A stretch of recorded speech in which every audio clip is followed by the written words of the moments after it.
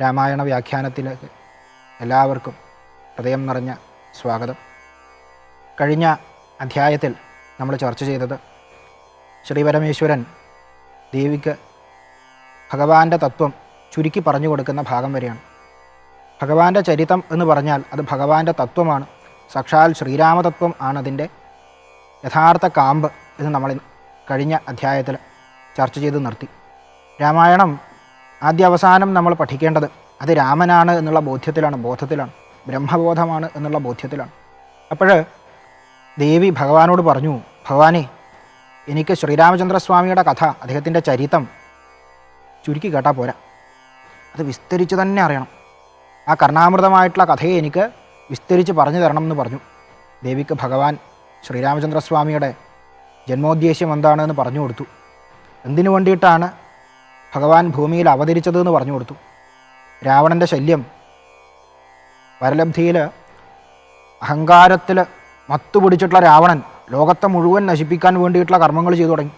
അതാണ് വരലബ്ധിയിൽ മനുഷ്യൻ അഹങ്കരിക്കുമ്പോഴും, സിദ്ധികളിൽ മനുഷ്യൻ അഹങ്കരിക്കുമ്പോഴും അതേ സിദ്ധികളാണ് അവന് തിരിച്ചടിയാവുക. രാവണന് കുറച്ച് ഭാഗത്തിലേക്ക് എത്തുമ്പോൾ, കുറച്ച് മുന്നോട്ടെത്തുമ്പോൾ നമുക്ക് കാണാൻ പറ്റും രാവണൻ്റെ സിദ്ധികൾ രാവണൻ എങ്ങനെയാണ് തിരിച്ചടിയാവണത്, അഹങ്കാരം എങ്ങനെയാണ് തിരിച്ചടിയാവണത്. ആ അഹങ്കാരം ഭൂമിഭാരം വർദ്ധിപ്പിച്ചപ്പോൾ ഭൂമിദേവി പശുവിൻ്റെ രൂപത്തിൽ, ഗോരൂപത്തിൽ ദേവന്മാരോടൊക്കെ കൂടി സാക്ഷാൽ ആദിനാരായണൻ്റെ മുന്നിൽ ചെന്നു. ഭഗവാനെ, ഭൂമിയുടെ ഭാരം വർദ്ധിച്ചിരിക്കുകയാണ്, രാവണൻ്റെ ചെയ്തികൾ സഹിക്കാൻ പറ്റണില്ല, എങ്ങനെയെങ്കിലും ഈ ഭൂമിയുടെ ഭാരത്തെ അങ്ങ് കുറക്കണം എന്ന് പറഞ്ഞു. അപ്പോൾ ഭഗവാൻ അവർക്ക് കൊടുക്കുന്നൊരു ഉപദേശമുണ്ട്. എന്നെ പുത്രനായിട്ട് കിട്ടാൻ വേണ്ടിയിട്ട് പണ്ട് കശ്യപ പ്രജാപതിയും അതിഥിയും തപസ് ചെയ്തിട്ടുണ്ടായിരുന്നു. അവർ ഈ ജന്മത്തിൽ ദശരഥനും കൗസല്യവുമായിട്ട് ജനിച്ചിട്ടുണ്ട്. അവർക്ക് പുത്രനായിട്ട് ഞാൻ ജനിക്കും. ആ പുത്രൻ രാവണനെ വധിച്ച് അവൻ്റെ അധർമ്മത്തിൽ നിന്ന് ലോകത്തെ രക്ഷിക്കും എന്ന് പറഞ്ഞു. ദശരഥ മഹാരാജാവിൻ്റെ അവസ്ഥ, എല്ലാ സൗഭാഗ്യങ്ങളും ഉണ്ട്, എല്ലാ സുഖ സൗകര്യങ്ങളും ഉണ്ട്, എന്നാൽ സന്താനമില്ല. അത് വലിയ ദുഃഖമാണ്. അദ്ദേഹം വസിഷ്ഠനോട് പറയുന്നുണ്ട്, അല്ലയോ മഹർഷേ, എൻ്റെ ചുറ്റും സുഖസൗകര്യങ്ങളുണ്ട്, പക്ഷേ സന്താനമില്ലാത്ത ദുഃഖം, ഈ സുഖസൗകര്യങ്ങൾ എത്രത്തോളം കൂടുന്നുണ്ടോ അത്രത്തോളം എനിക്ക് ദുഃഖമായിട്ട് ഭവിക്കുകയാണ്, എന്തെങ്കിലും ഒരു മാർഗം പറഞ്ഞു തരണം. അപ്പോഴാണ് അദ്ദേഹം പറഞ്ഞു കൊടുക്കുന്നത്, അശ്വമേധയജ്ഞത്തിൻ്റെ കൂടെ, അശ്വമേധയാഗത്തിൻ്റെ കൂടെ പുത്രകാമീഷ്ടി നടത്തുക. ഇഷ്ടി എന്ന് പറഞ്ഞാൽ യാഗം, യജ്ഞം, പുത്രനെ കാമിച്ചുകൊണ്ടുള്ള യജ്ഞം, അതാണ് പുത്രകാമീഷ്ടി, പുത്രനെ ആഗ്രഹിച്ചുകൊണ്ടുള്ള ഇഷ്ടി. അതിന് ഋഷ്യശൃംഖനെ വരുത്തുക എന്ന് പറഞ്ഞു. ആ ഋഷ്യശൃംഖൻ വന്ന് പുത്രകാമീഷ്ടിയുടെ ഒരുക്കങ്ങളൊക്കെ ചെയ്ത് വിധിപൂർവം യാഗം പൂർത്തിയാക്കിയപ്പോഴും അഗ്നിദേവൻ സ്വയം വന്നിട്ട് പായസം കൊടുത്തു എന്നാണ് പറയുന്നത്. എന്താ അതിൻ്റെ താല്പര്യം? പരിപൂർണമായിട്ടുള്ള സമർപ്പണത്തോടെ എല്ലാ ആവശ്യങ്ങളും ആഗ്രഹങ്ങളും ഭഗവാന് സമർപ്പിക്കുക എന്നുള്ളതാണ്. അങ്ങനെ സമർപ്പണത്തോടെ ചെയ്യുന്ന ആഗ്രഹങ്ങൾ പൂർണ്ണതയിലേക്ക് എത്തിച്ചേരും. അവിടെ ശ്രദ്ധിക്കേണ്ട ഒരു കാര്യം, നമ്മുടെ പൂർവ്വകർമ്മങ്ങൾ കൂടി അതിനെ സ്വാധീനിച്ചിട്ടുണ്ട്.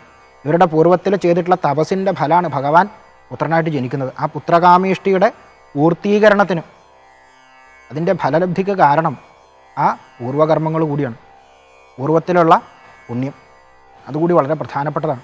ഇത് രണ്ടും സംയോജിച്ചപ്പോൾ, സമർപ്പണവും പുണ്യവും സംയോജിക്കുമ്പോഴാണ് അവരുടെ ഭാഗ്യോദയമായിട്ട് സാക്ഷാൽ ഭഗവാൻ തന്നെ പുത്രനായിട്ട് വരുന്നത്. ആ പാൽപ്പായസം അഗ്നിദേവൻ ദശരഥ മഹാരാജാവിന് കൊടുത്തു. ദശരഥ മഹാരാജാവ് കൗസല്യക്കാണ് ആദ്യം ആ പായസം കൊടുക്കുന്നത്, അതിൻ്റെ പകുതി.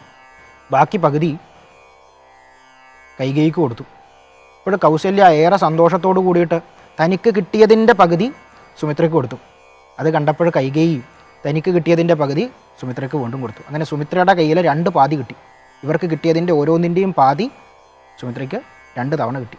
കൈകേയിക്ക് കിട്ടിയിട്ടുള്ള ഭാഗം ഭരതനായിട്ട് മാറി, കൗസല്യക്ക് കിട്ടിയിട്ടുള്ള ഭാഗം സാക്ഷാൽ ശ്രീരാമചന്ദ്രസ്വാമിയായിട്ട് തന്നെ മാറി. ആ ഭാഗത്തുനിന്ന് പകുത്തു കൊടുത്ത സുമിത്രയ്ക്ക് നൽകിയിട്ടുള്ള ഭാഗമാണ് ലക്ഷ്മണൻ.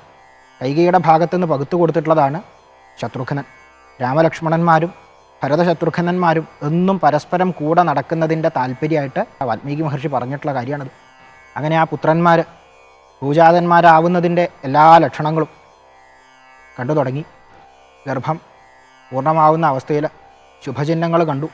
ഈ സന്തോഷത്തിൽ രാജാവ് രാജ്യത്തെ അറിവുള്ളവർക്ക്, ബ്രാഹ്മണർക്ക്, ഋഷീശ്വരന്മാർക്ക് എല്ലാവർക്കും സമ്മാനങ്ങൾ നൽകി. എഴുത്തച്ഛൻ മനോഹരമായിട്ട് പ്രയോഗിക്കുന്നൊരു കാര്യമുണ്ട്.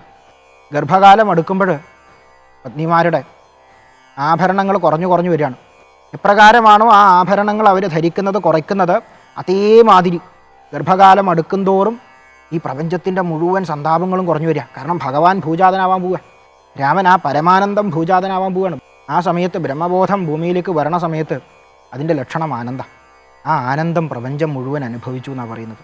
ഭഗവാന്റെ ജനനത്തോട് ആ ആനന്ദത്തെ വരവേൽക്കാൻ വേണ്ടിയിട്ട് അയോധ്യ നഗരി എപ്രകാരമാണോ സന്നദ്ധമായിട്ട് നിന്നിട്ടുള്ളത്, ആ രാമായണത്തിൽ നിന്ന് പൂർണ്ണാനന്ദത്തെ അനുഭവിക്കാൻ നമ്മൾ ഓരോരുത്തരും സന്നദ്ധരായിട്ട് നിന്നുകൊണ്ട് ഭഗവാനെ സാഷ്ടാംഗം നമസ്കരിച്ചിട്ട് ഇന്നത്തെ അധ്യായം നമുക്കിവിടെ അവസാനിപ്പിക്കാം. ഹരി ഓം തത്സത്.